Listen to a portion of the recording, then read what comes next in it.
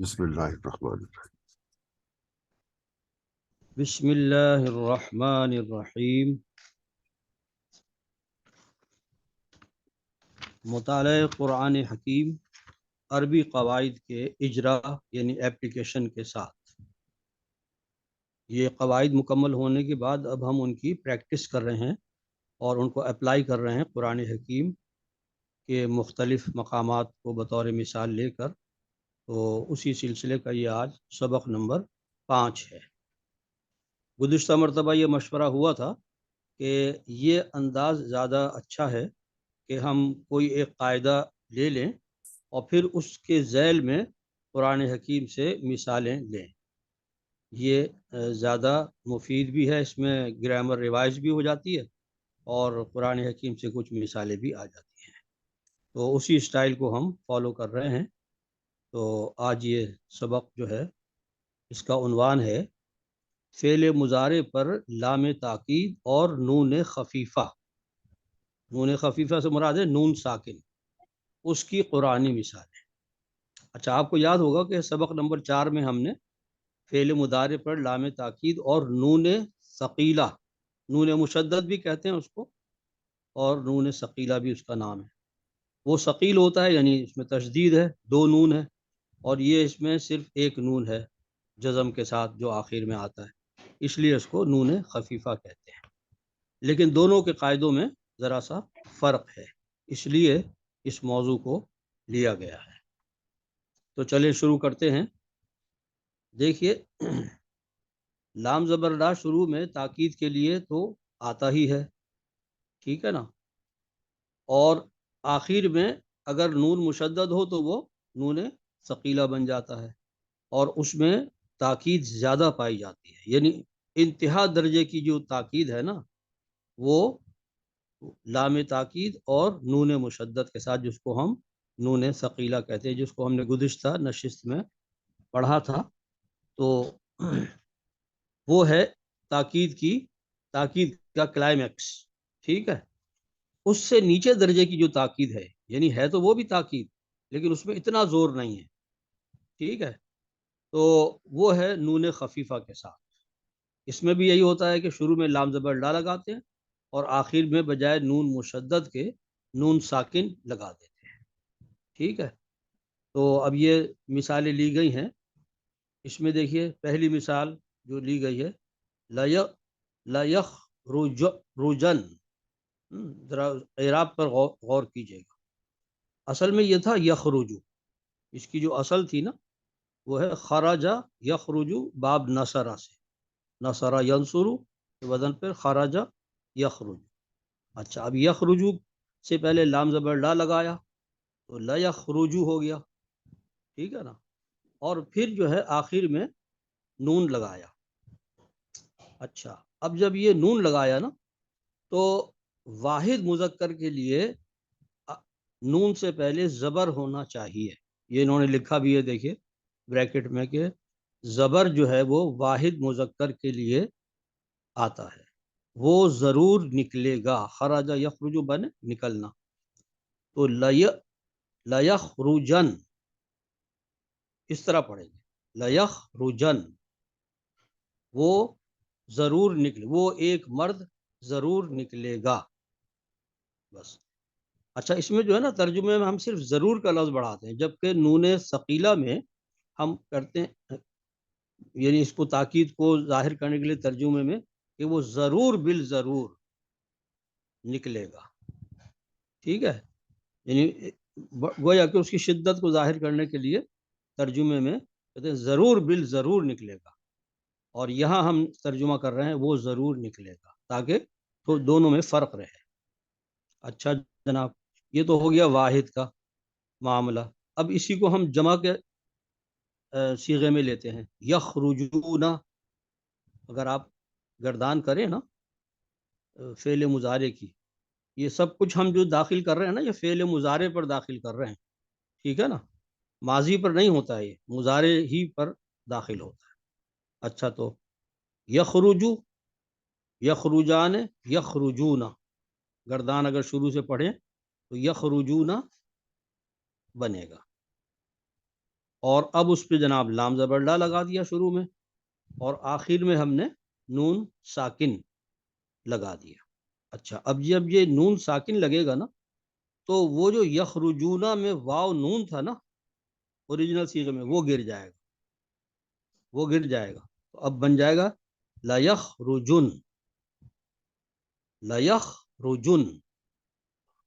اور یہ جو پیش ہے نون ساکن سے پہلے پیش ہے، یہ علامت ہے کس کی؟ کہ یہ جمع کا صیغہ تھا، یہ جمع کے لیے۔ اب ترجمہ کیا بنے گا؟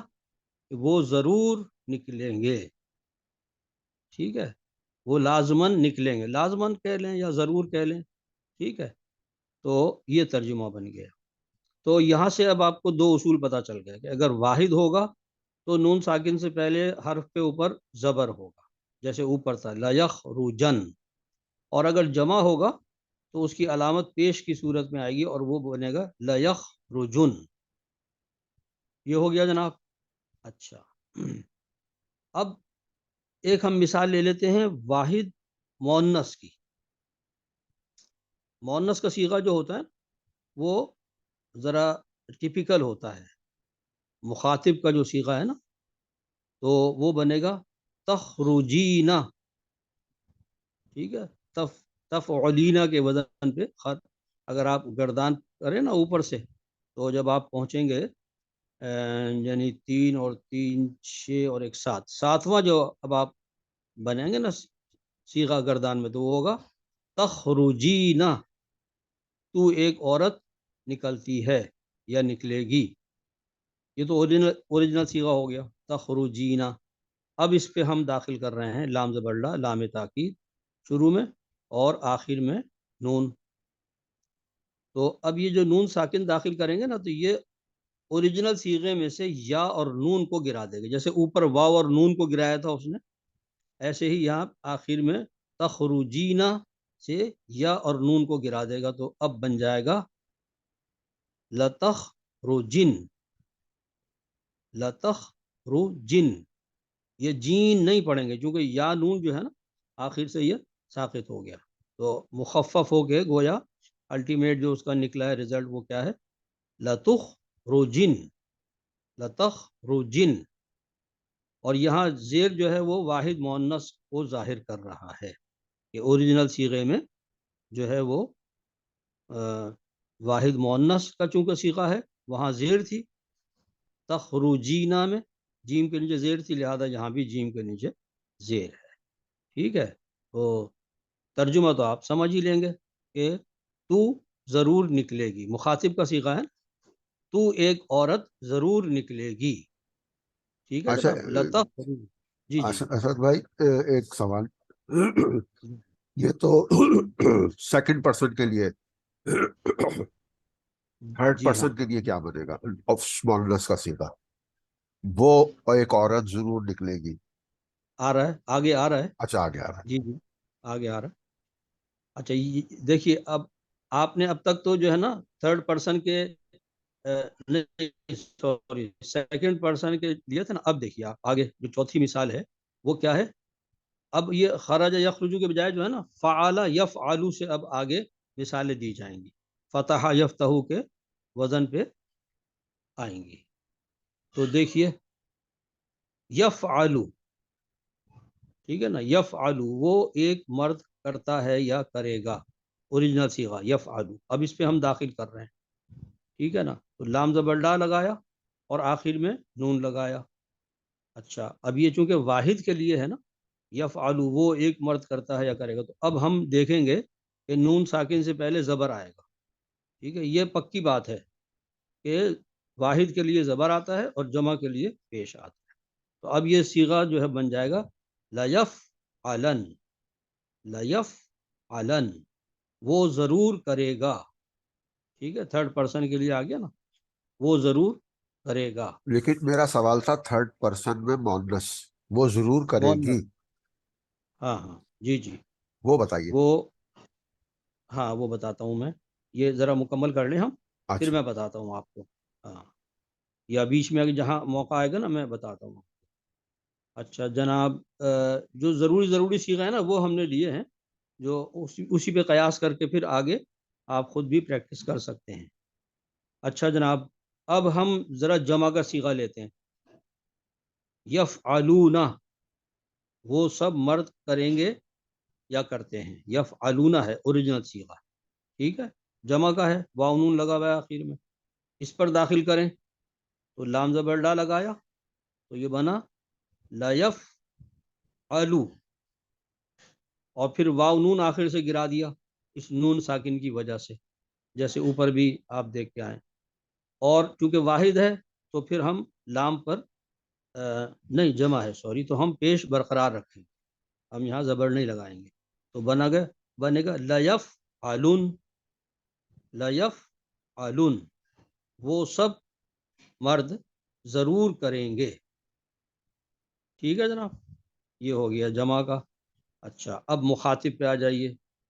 تفعلون، جمع مذکر جو ہے نا مخاطب، تو تفعلون تم سب مرد کرتے ہو یا کرو گے، ٹھیک ہے جناب۔ اب اس پہ لام زبر ڈا لگائیے، ٹھیک ہے، لام زبر ڈا جب لگائیں گے تو واو نون گرے گا آخر سے اور پیش برقرار رہے گا کیونکہ وہ جمع کی علامت ہے، ٹھیک ہے، تو اب بنے گا لتفعلن، جو کہ لکھا گیا ہے ایف والی مثال میں دیکھیے گا، ہے لتفعلن، تم لوگ ضرور کرو گے، ٹھیک ہے جناب۔ اچھا اب آئیے اور آگے چلیے۔ مخاطب میں مؤنث کا جو صیغہ ہے، جو جیسے اوپر تھا، ٹھیک ہے نا، تخرجینا جو ہم اوپر پڑھ کے آئے اسی وزن پر یہ ہے تفعلینا، فعل یفعل سے تفعلینا، تو ایک عورت کرتی ہے یا کرے گی، ٹھیک ہے، اب لگائیے اس پہ لام زبر لا شروع میں اور آخر میں نون ساکن، نون خفیفہ، تو بنے گا لتفعلن، لتفعلن، لام کے نیچے زیر آپ دیکھ رہے ہیں نا، یہ علامت ہے کہ یہ واحد مؤنث کا صیغہ تھا، ٹھیک ہے، مخاطب کا، تو یہ آ گیا جناب لتفعلن، تو ایک عورت ضرور کرے گی۔ آگے چلیے، یہ مثالیں مکمل کر لیں پھر میں بتاتا ہوں۔ اچھا جناب، اگر ہم فرسٹ پرسن سنگولر لیں، افعلو، افعلو میں کرتا ہوں یا کروں گا، اس کو کیسے کنورٹ کریں گے بھائی؟ اس میں لام زبر ڈا لگائیے شروع میں اور آخر میں نون ساکن لگا دیجئے، اور چونکہ یہ واحد ہے تو اب زبر آ جائے گا، ٹھیک ہے، تو بن جائے گا لأفعلن، لأفعلن، میں ضرور کروں گا، لأفعلن، یہ سب چونکہ قرآن حکیم میں استعمال ہوئی ہے نا، اس لیے آپ اس کی اسٹرکچر کو سمجھتے جائیں، پھر نیچے جب قرآنی مثالیں آیت کی شکل میں آئیں گی تو اور واضح ہو جائے۔ آخری مثال اس میں یہ ہے نفعل، ہم سب مرد کرتے ہیں یا کریں گے، ٹھیک ہے نا، نفعل، اب اس پہ لام لگائیے، لام لگایا اور آخر میں نون ساکن لگایا، تو اصولاً تو اس کو ہونا چاہیے تھا لنفعلن، کیونکہ جمع ہے نا، لیکن واحد متکلم میں واحد اور جمع متکلم میں زبر ہی آتا ہے، یہ ایک ذرا ایکسیپشنل چیز ہے، اس کو آپ یاد رکھ لیں کہ آخری جو صیغہ ہے نا 14واں صیغہ، اس میں جب آپ لام میں یہ لگائیں گے نون خفیفہ تو وہاں پیش نہیں آئے گا، ٹھیک ہے، وہ آئے گا لنفعلن، لنفعلن، ہم ضرور کریں گے، ہم ضرور کریں گے، ٹھیک ہے جناب۔ اچھا اب آئیے جو ہمارے سہیل بھائی نے سوال کیا ہے نا، اس کا جواب ہے جناب سب سے نیچے نوٹ کی شکل میں، ٹھیک ہے، نوٹ ذرا پڑھیے گا کیا لکھا ہے۔ نون ثقیلہ یعنی نون مشدد مضارع کے تمام صیغوں پر داخل ہو سکتا ہے، مگر نون خفیفہ صرف 8 صیغوں پر داخل ہوتا ہے، یہ بڑی یعنی کہ بنیادی بات ہے، لمیٹیشن کہہ دیجیے آپ کہ نون خفیفہ جو ہے وہ صرف 8 صیغوں پر داخل ہوتا ہے، ان پر داخل نہیں ہوتا یہ بتا دیا، تثنیہ کے 4 صیغوں اور جمع مؤنث غائب اور جمع مؤنث مخاطب یہ دو صیغوں پر داخل نہیں ہوتا. ٹھیک ہے، یعنی یہ ایگزسٹ ہی نہیں کرتا، صرف 8 صیغوں پر جو ہے داخل ہوتا ہے. تثنیہ کے 4 کون سے ہو گئے؟ وہی تھرڈ پرسن، سیکنڈ پرسن کے جو تثنیہ آتا ہے نا، تو اس میں جو ہے وہ 4 صیغے آتے ہیں. ٹھیک ہے، اگر آپ گردان پڑھیں اوپر سے تو 4 دفعہ جو ہے نا آئے گا. ایک دفعہ مذکر کے لیے، مؤنث کے لیے غائب میں، پھر ایک دفعہ مذکر کے لیے، مؤنث کے لیے مخاطب میں، 4 ہو گئے. اور جمع مؤنث غائب اور جمع مؤنث مخاطب. اچھا یہ کیوں، اس کی وجہ بھی میں آپ کو بتا دوں. اس کے جو نون ہے نا وہ پکے نون ہے، نون نسوہ جن کو کہتے ہیں نا، تو پکا نون جو ہے نا وہ ڈراپ نہیں ہو سکتا. اور یہ جو نون ساکن ہم بڑھاتے ہیں نا، اس کا تقاضا یہ ہے کہ یہ نون گراتا ہے. ٹھیک ہے، تو یہ دو چیزیں چونکہ آپس میں کنٹراڈکٹ کرتی ہیں، اس لیے بس وہ 8 صیغوں ہی پر آ سکتا ہے نون خفیفہ، جبکہ نون ثقیلہ جو ہے وہ سارے صیغوں پر آ سکتا ہے. تو اس لیے وہ جو آپ نے سوال کیا نا وہ ایگزسٹ ہی نہیں کرتا، اس کو ہم بنا نہیں سکتے. اچھا جناب آگے چلیں.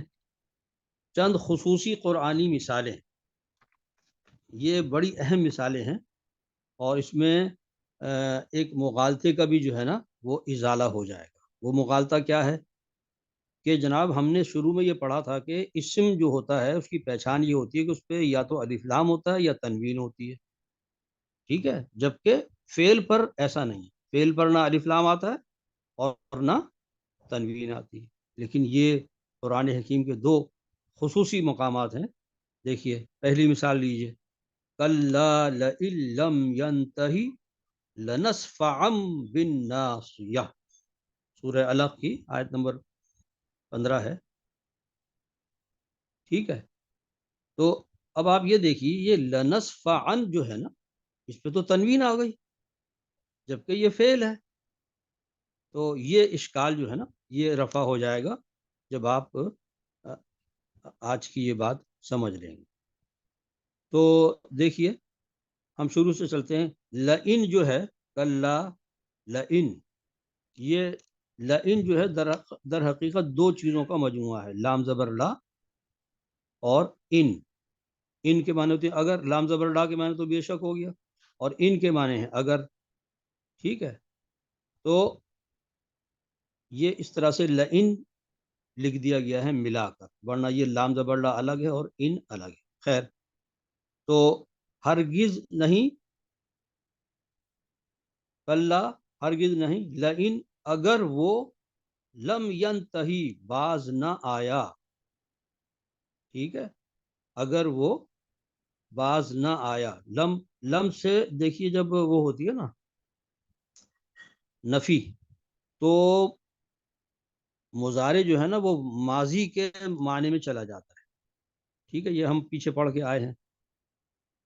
تو اب اصل میں یہ تھا کیا، ینتہی جو ہے نا لم کے داخل ہونے کے بعد جو اس میں تبدیلی آئی ہے اس کو اگر آپ آبزرو کرنا چاہیں تو یہ تھا اصل میں انتہا ینتہی.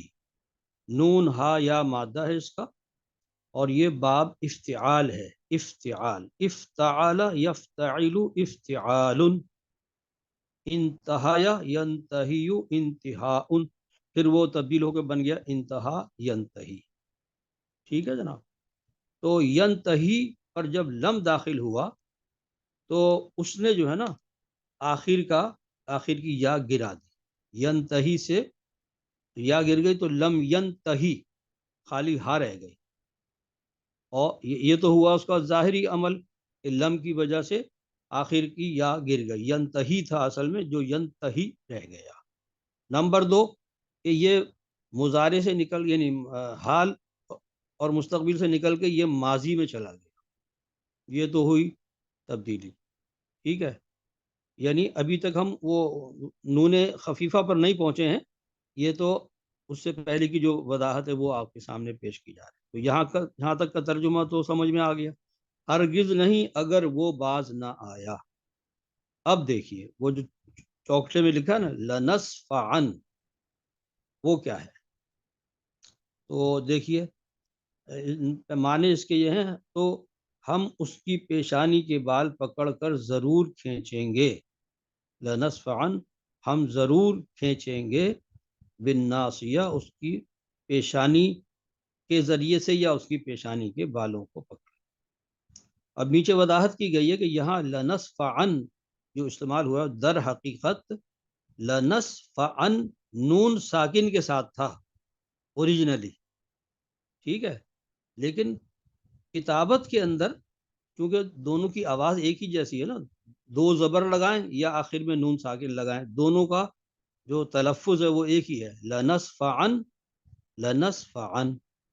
تو اس کا فائدہ اٹھاتے ہوئے یعنی کہ دو زبر لگا دی گئی، اوریجنلی وہ دو زبر نہیں ہیں بلکہ نون ساکن ہے آخر میں جو لکھا گیا ہے چوکٹے میں، آپ دیکھیے ہے، تو یہ یوں تھا لنصفعن، اور اس کو اس طرح تنوین سے ظاہر کر دیا گیا۔ اچھا یہ جو فعل ہے نا صفع یصفع، فتح یفتح سے ہے، اس کا امر بتایا گیا ہے اسفع، اور صفع اس کا مصدر آ گیا تماشا مارنا یا بال کھینچنا، اس سے بنا ہے نصفع، ہم کھینچیں گے، اصل صیغہ یہ تھا نصفع، اب اس پہ لام زبر ڈا لگایا اور آخر میں نون ساکن لگایا، تو کیا بن گیا جناب الٹیمیٹلی لنصفعن، جس کو تنوین سے لکھ دیا گیا ہے لیکن ایکچولی وہ اسی طرح ہے کہ شروع میں لام زبر ڈا ہے اور آخر میں نون ساکن ہے۔ ٹھیک ہے جناب، سمجھ میں آ گئی بات؟ کہیے تنوین صرف کتابت کی وجہ سے لکھی گئی ہے، ورنہ اوریجنلی یہ نون ساکن ہی ہے آخر میں۔ اسد بھائی ایک سوال ہے اس پہ، ہاں ضرور یہ ضرور۔ کتابت جو مصحف عثمانی حضرت عثمان رضی اللہ تعالیٰ عنہ کی اس جی ہاں، زمانے سے چلی آ رہی ہے یا بہت بعد کی ہے یہ؟ نہیں نہیں نہیں، یہ اسی زمانے کی ہے مصحف عثمانی، جس اسی میں زمانے سے؟ ہاں اس زمانے میں، اور اس میں یہ نہیں تو اس زمانے میں پروویژن، اعراب کے ساتھ تو نہیں ہوتے تھے قرآن، یا ہوتے تھے؟ ہاں ہوتے تھے، جو جو جو ہوتے تھے، ایسے ممالک تھے نا کہ جو عربی سے واقف نہیں تھے، عجمی ہاں ہاں ممالک، ہاں تو ان کے ہاں، لیے ہاں نسخے تھے نا، اس میں اعراب لگا کر جی جی، ان کو دیے جاتے ہوں، تھے، تو اس اچھا، طرح سے ہے۔ تو اس میں ایک بات اور بتاؤں آپ کو دلچسپ، کہ ہاں رسم الخط عثمانی کے اندر یہ پروویژن رکھا گیا ہے کہ اگر اس کی کوئی دوسری قرأت بھی ہے تو اس کی بھی گنجائش بن جائے، اس طرح سے جو ہے نا کتابت کروائی گئی۔ مثلا اچھا، مالک، مالک کا لفظ جو ہے نا مالک یوم الدین، آپ دیکھیں ہاں، اس کو الف کے ساتھ نہیں لکھتے، میم لام کاف لکھتے ہیں، کیوں؟ ہوں، کھڑا زبر لگا دیتے ہیں تو مالک پڑھ لیا آپ نے، الف کے بغیر میم کے اوپر کھڑا زبر لگا دیا تو مالک بن گیا، لیکن ایک ہاں اس کی قرأت جو ہے نا وہ ملک بھی ہے، ہاں ملک ہاں یوم بالکل، الدین ہے نا، اس لیے اب ہاں اس کی گنجائش اگر ہم الف لگا دیتے میم کے بعد تو پھر اس کو ملک تو نہیں پڑھ سکتے تھے، ہر حال میں مالک ہی پڑھنا پڑتا، تو ہاں اتنی ہاں، احتیاط کی گئی ہے رسم الخط عثمانی میں کہ جتنی قرأتیں تھیں نا اس وقت، تو ان کو ہوں، اکوموڈیٹ کیا گیا ہے رسم الخط میں، یہ بات اس وجہ سے کہیں کہیں آپ کو جزاک تھوڑا سا جو ہے نا وہ عجیب سا لگتا ہے کہ یار یہ لفظ اس طرح کیوں لکھا ہے، اس کو اس کے تلفظ تو کچھ اور ہے اور لکھا اس طرح ہے، تو اس کی وجہ اللہ، یہ ہوتی، ٹھیک ہے۔ اور جزاک اگر اللہ، آپ جزاک آپ کو دلچسپی ہو نا تو میں بتاؤں کہ تفسیر جلالین جو ہے نا، جو مدارس میں پڑھائی جاتی ہے، اس کے اندر یہ مختلف جو قرأتیں ہیں نا ان سب کی وضاحت کی ہوئی ہے کہ یہ، اور وہاں زیادہ سمجھ میں آتا ہے کہ یہ رسم الخط جو ہے وہ کیوں اس طریقے سے اللہ، لکھا گیا ہے، کہ تلفظ تو کچھ اور ہے اور لکھا کچھ اور گیا ہے، تو وہاں تفسیر جلالین میں ساری روایتوں کو نا اکوموڈیٹ کر کے سمجھایا گیا، تو پڑھنے سے تعلق رکھتی ہے۔ اچھا جناب، اس کا اردو ورژن ملتا ہے؟ ہاں جی ہاں جی، ترجمہ تفسیر ہو چکا جلالین، ہے، جی جی جی، ترجمہ ہو چکا ہے۔ آخری مثال لے لیں چلیں، جناب، ہاں اچھا یہ بات تو آپ سمجھ ہی گئے کہ لم کی وجہ سے ینتہی مجزوم ہو کر ینتہی رہ گیا ہے، سب باتیں لکھ دی ہیں، یعنی انالیسس جو ہے نا پوری آیت کا بہت اچھا اس میں ظاہر کر دیا گیا ہے۔ اچھا دوسری مثال ہے وَلَيَكُونَ مِنَ الصَّاغِرِينَ، ولا یکونم من الصاغرین، اس کے اندر بھی وہی مسئلہ ہے کہ دھوکہ نہ کھائیے.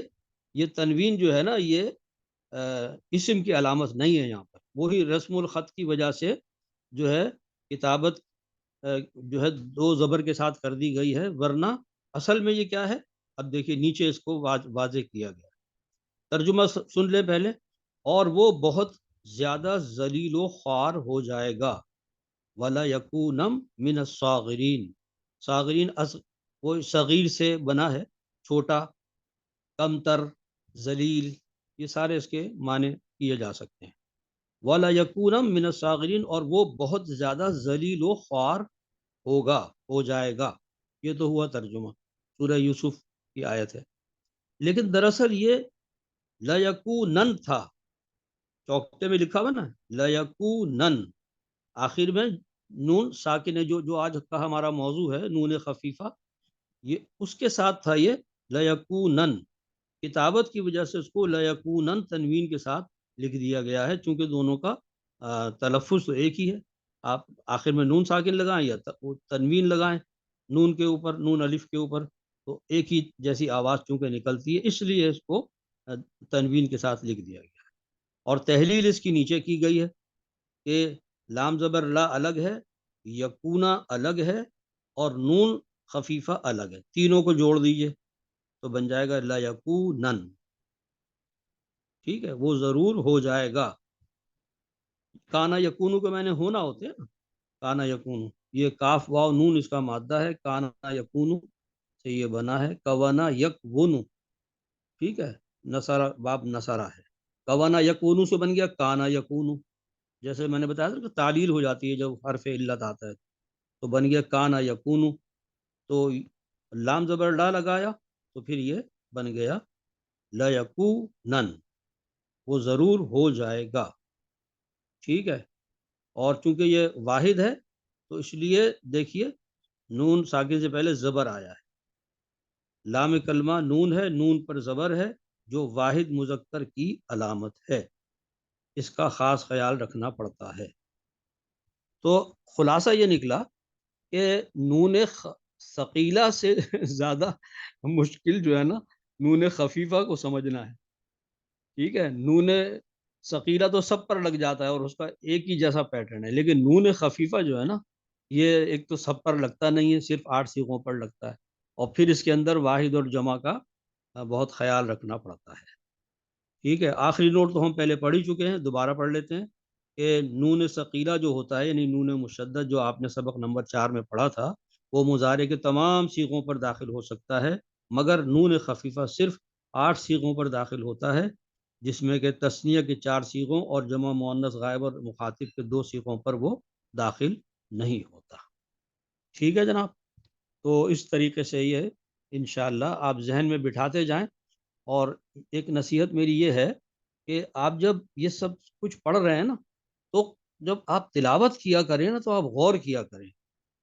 اپنی روزمرہ کی جو آپ کی تلاوت ہے، معمول ہے، تو اس میں آپ ٹھہر ٹھہر کے پڑھا کریں اور دیکھا کریں کہ کہاں نون ثقیلہ آ رہا ہے، کہاں نون خفیفہ آ رہا ہے. ٹھیک ہے، اور اعراب پر غور کیا کریں کہ یہ واحد ہے تو پھر نون خفیفہ سے پہلے زبر ہونا چاہیے تھا. ٹھیک ہے، تو اس طرح سے جب آپ غور کر کے پڑھیں گے نا، یعنی اپلائی کریں گے جو کچھ سیکھ رہے ہیں، تو اس سے آپ کو بہت یعنی کہ بصیرت حاصل ہوگی اور آہستہ آہستہ کمانڈ حاصل ہوتا چلا جائے گا. اچھا، کتنا وقت باقی ہے سہیل بھائی؟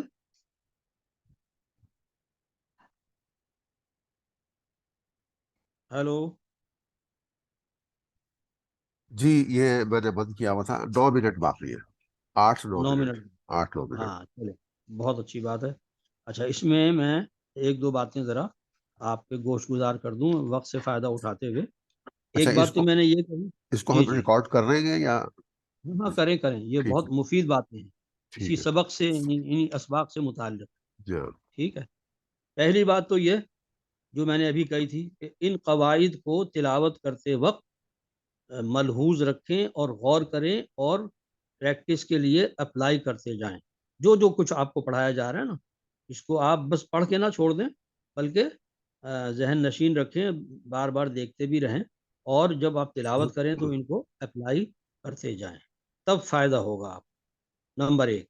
नंबर दो ये कि सर्फ और नहव के अल्फाज आपने जो सुने हैं, ग्रामर को, अरबी ग्रामर को जो है ना ताबीर किया था सर्फ व नहव से, ठीक है ना। हम आसानी के लिए उसको अरबी ग्रामर, अरबी कवायद का नाम दे देते हैं, लेकिन जो उसकी ठेठ इस्तिलाह है ना वो है सर्फ व नहव।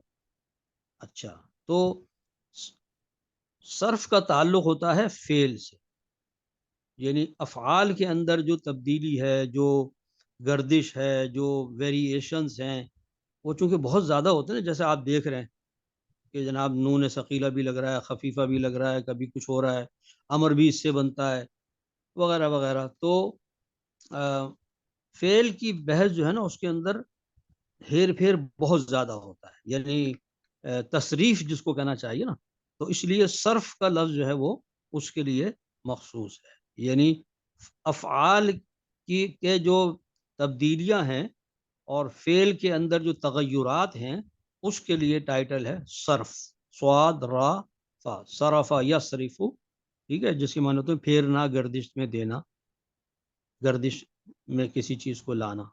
और नाहव जो है ना, नाहव कहते हैं किनारे को, ठीक है। तो चूंकि इसम के मामले में हम देखते हैं कि ज़्यादातर तब्दीली जो है ना वो आखिरी हिस्से में होती है, उसी से हम पहचानते हैं कि जनाब ये अगर फ़ाइल है तो उसमें पेश होगा या हालत रफ़ा में होगा।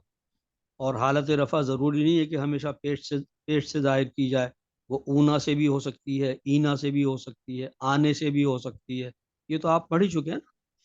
तो हालत जो होती है ना इस्म की, वो अमूमन उसके आखिरी किनारे पर होती है, जहाँ इस्म ख़त्म हो रहा होता है, वहाँ देखना पड़ता है कि वो ज़बर है, पेश है, ज़ेर है, उससे हम उसकी हालत का अंदाज़ा करते हैं, उसकी पोजीशन का अंदाज़ा करते हैं, ये फ़ाइली हालत में, मफ़ूली हालत में या इजाफी हालत में।